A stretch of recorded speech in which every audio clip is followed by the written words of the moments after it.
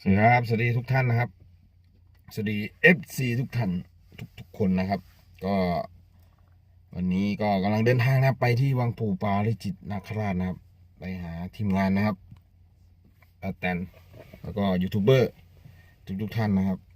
ฝนตกนะฝนตกอากาศก็ครึมๆนะฮะอากาศก็ครึมๆฝนรินปล่อยๆนะเพอพายุเข้านะครับก็ดูแลรักษาสุขภาพกันด้วยนะครับก็วางเว้นจากภารกิจเจอกันที่จำปาดงแน่นอนนะเจอกันที่จำปาดงวังปู่ปาริจิตนาคราชนะครับ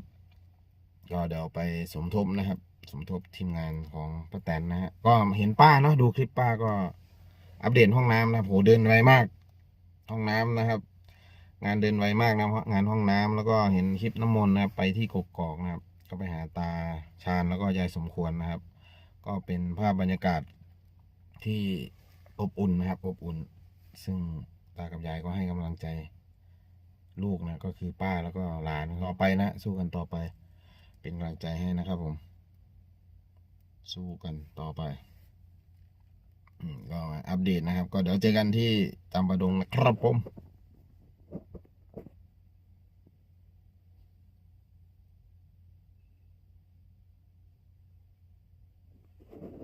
เจ้า